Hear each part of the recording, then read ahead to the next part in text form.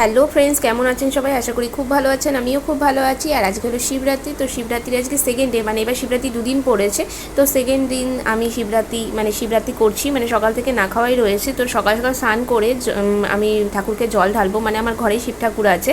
তো তার জন্য সকালবেলা দেখলাম ওয়েদারটা খুব সুন্দর, আর তন্মাকে এখানে মুড়ি মেখে দিয়েছি, ও খাচ্ছে, আর মিষ্টিও দিয়ে দিয়েছি। তো ওগুলো খেয়ে ও অফিসের কাজে বসে যাবে। আর আমি ভাবলাম যে আজকে যেহেতু শিবরাত্রি, বাড়িতে একটুখানি নিরামিষ কিছু করা যাক, তাই ভাবলাম পোলাও আর পনির আলুর দম করবো। তো এখানে চালটা ধুয়ে রেখে গিয়ে আমি স্নান টান করে ঠাকুরের সমস্ত কিছু কাজকর্ম জোগাড় টোগাড় করে আমি শিব ঠাকুরকে জল ঢালছি। আর শিবরাত্রি সবাইকে জানাই অনেক অনেক শুভেচ্ছা ও ভালোবাসা। আর সকালবেলা তন্ময় ফুল ফল সব কিছু আমাকে এনে দিয়েছে। তো আমি যে ঘরে এই শিব ঠাকুরটা আমার মা দিয়েছিল 2 বছর ধরে, কিন্তু আমি এই ঠাকুরটাকেই ঘরে জল ঢালি শিবরাত্রির দিন। সকাল থেকে না খেয়ে থেকে ঠাকুরকে পুজো দিই। তো পুজো দিতে একটু সময় লাগবে, সাজিয়ে গুছিয়ে সুন্দর করে দেবো, তার জন্য সকাল সকাল স্নান করে আমি পুজোটা আগে সেরে নিচ্ছি, তারপরে রান্নার দিকে যাব। তো ভাবলাম যে রান্না যখন করবই, তো তোমাদের সাথে একটা মানে রান্নার রেসিপিও শেয়ার করি।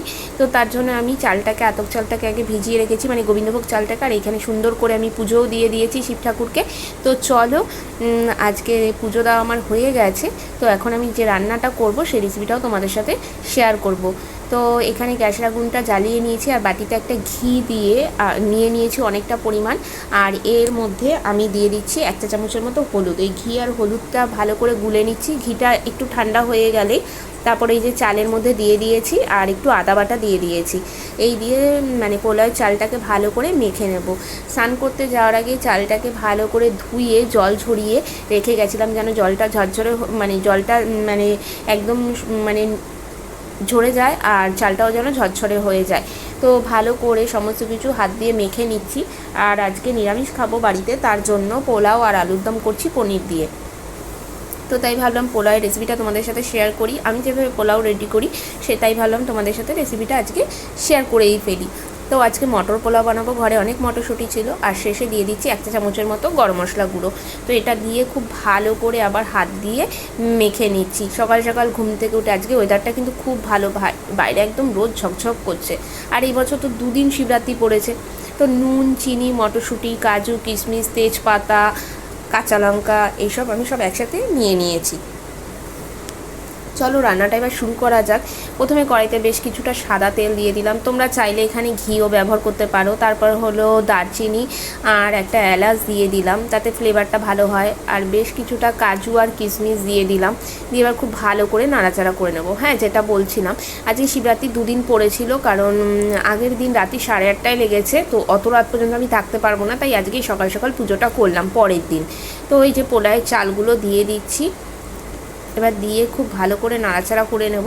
আর পোলাও হতে খুব বেশি সময় লাগে না, ঝটপট রান্নাটাও হয়ে যাবে, কারণ দুপুরে লাঞ্চ করব। অলরেডি 2টো কিন্তু মানে 1:30টার মতো ঘড়িতে তখন বাজে। তো সমস্ত কাজকর্ম করে স্নান টান করে পুজো করতে করতে অনেক বেলা হয়ে গেছে।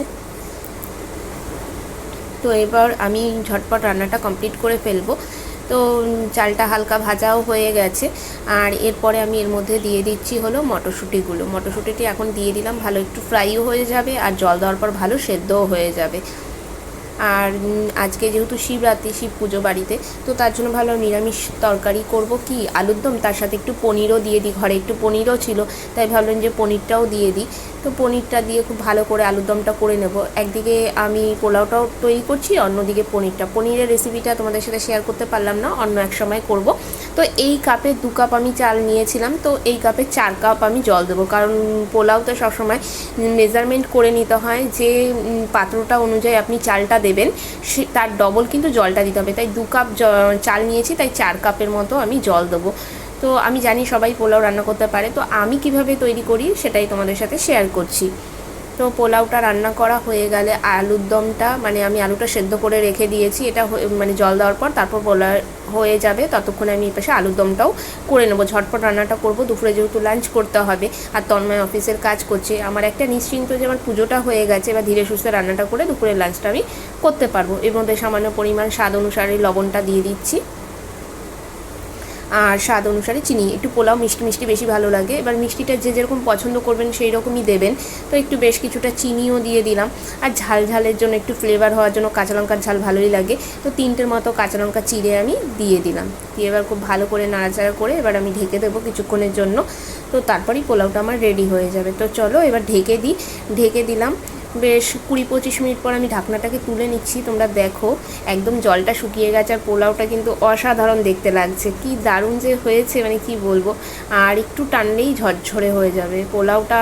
মানে তন্ময় পোলাও খেতে ভীষণ পছন্দ করে, আমিও ভীষণ পছন্দ করি। তো আজকে ভাবলাম পোলাওটা রান্না করেই ফেলি ফাইনালি। এই দেখো ঝরঝরে কিন্তু হতেই শুরু করেছে, আর একটু টানিয়েই আমি গ্যাসের আগুনটা বন্ধ করে দেবো। তারপর তোমাদের ফাইনাল লুকটা আমি দেখাবো যে পোলাওটা কীরকম হয়েছে। তো চলো এবার তাড়াতাড়ি ঝটপট করে আমি আলু পনির দমটাও করে ফেলি। এবার গ্যাস আগুনটা বন্ধ করে আমি রেখে দেবো ঠান্ডা হওয়ার জন্য। রঙটা কিন্তু খুবই সুন্দর হয়েছে, এইভাবে মানে রান্না করলে কিন্তু পোলাও দারুণ কালার হয়। তো এবার চলো, তো আমার পনির আলুর দমও হয়ে গেছে। আর এই দেখো ফাইনাল লুকটা তোমার দেখাই। তন্ময়ের জন্য আমি দুপুরে লাঞ্চ রেডিও করে ফেলেছি। কেমন লাগলো আজকে রেসিপিটা আর আমার পুজো শিব ঠাকুরের কেমন লাগলো অবশ্যই তোমরা কমেন্ট করে জানিও। যদি ভালো লাগে লাইক কমেন্ট শেয়ার করে দিও। দেখাবে নতুন একটা ব্লগ নিয়ে। ভালো থাকো, সুস্থ থাকো।